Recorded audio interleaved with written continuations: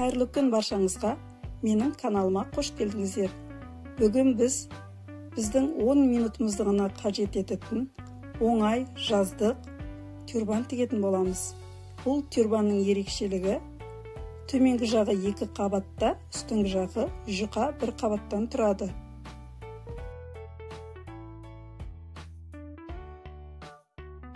Тюрбанымызды бастамас бұрын каналыма тіркеліп, лайк басып қойыңыздар.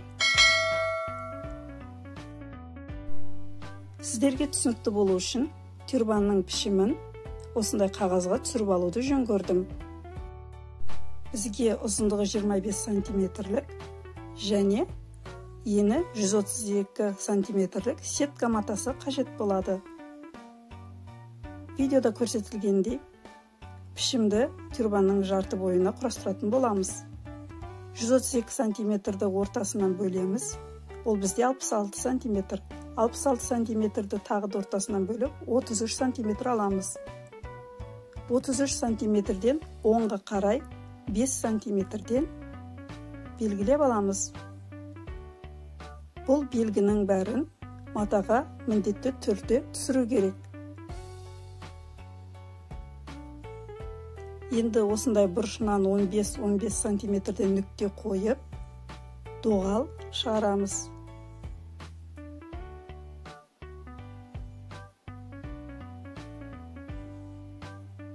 Міне бізде тюрбанның пішімі дайын. Осы маркермен бастырылған тұсты кесіп аламыз.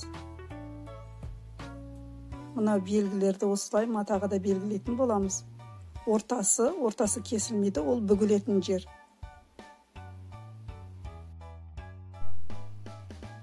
Мен матаны бірден кесіп дайындап алдым.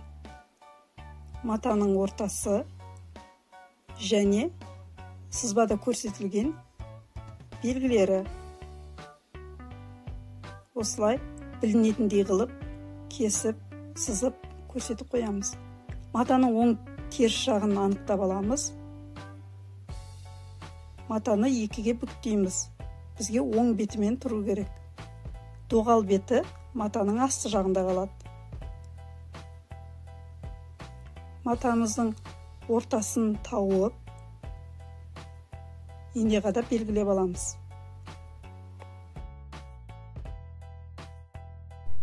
Тюрбанымыздың үстінде тұратын әдемі түйінін шығарамыз. Видеода көрсетілгендей бірін-біріне айқастырып, бір рет айқастырамыз және белгілеген белгіміздің біріншісіне бір-біріне сәйкестендіріп инені қадап аламыз. Енді екінші рет айқастырамыз.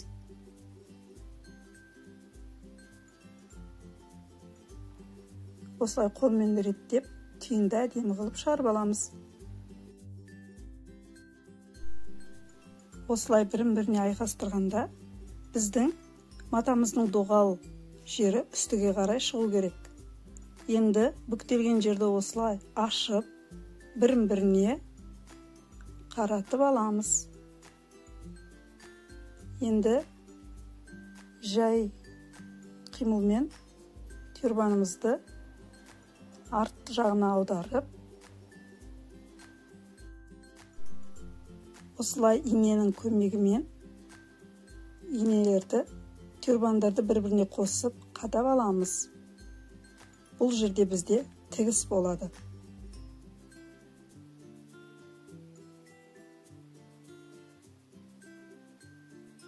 Осылай қадап, мынау біздің пішімде қойған екінші белгіміз. Міне енді тюрбанның осы ұшынан бастап, осы белгіге дейін тігіп шығамыз.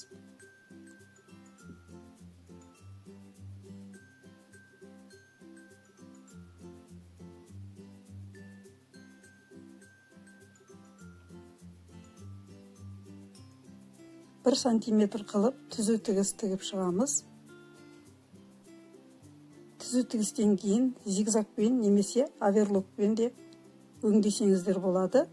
Мен сетка матасы болғаннан кейін бұл жерін тек қана тігіспен ғана тіктім. Міне біз белгімізге де келдік. Осы жерге дейін тігеміз.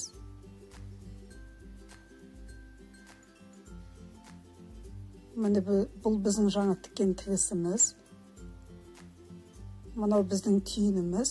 Енді тюрбанымызды артқы бетіне аударып, осылай тюрбанның артқы ортасымен тігісіміздің жаңа тіккен тігісімізді бір-біріне қосып аламыз.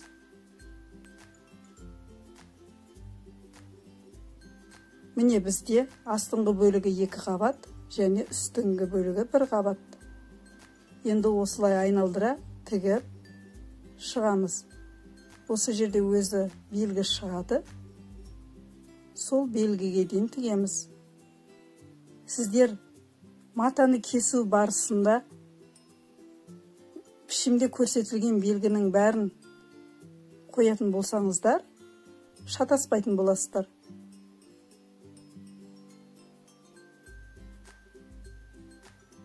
Бір сантиметр қылып түзу тігіс тігіп аламыз.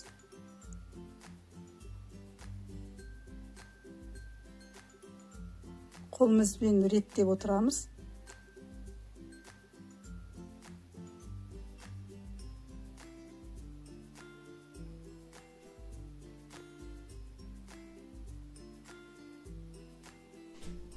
Мынау біздің алдында қадаған инеміз.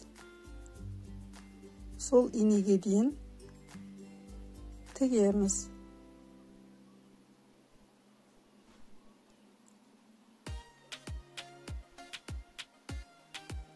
Белгілерді бір-біріне сәйкестендіру керек.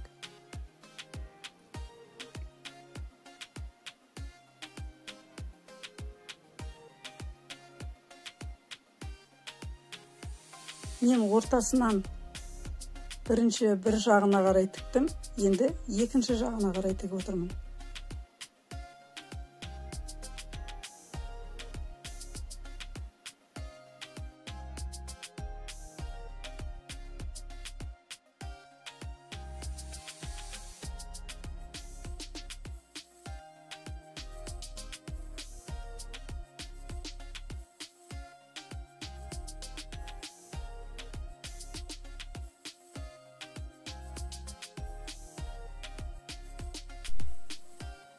Тюрбанымызды осылай қойып қарағанда, бізде тюрбанымыз дайын болып қалған. Енді жаңа тіккен тігісімізді зигзаг тігісімен өңдеп аламыз. Сіздер оверлокпен де өңдеп алсаңыздар болады.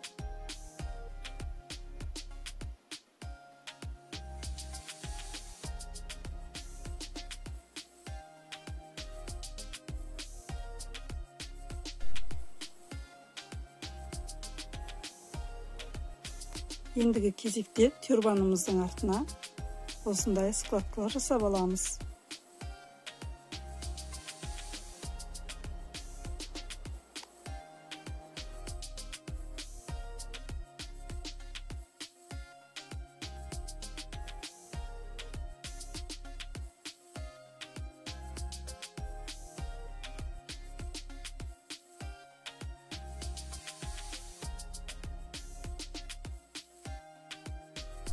Бұл тюрбанды жақсы созылатын кез келген матадан тігуге болады. Келесі видеоларда басқа да маталардан осы үлгіні тігіп көрсететін боламын. Енді басымыздың бізге керек айналымын аламыз да, ине жіптің немесе машинканың көмегімен белгілеп алып тігіс жүргізіп аламыз.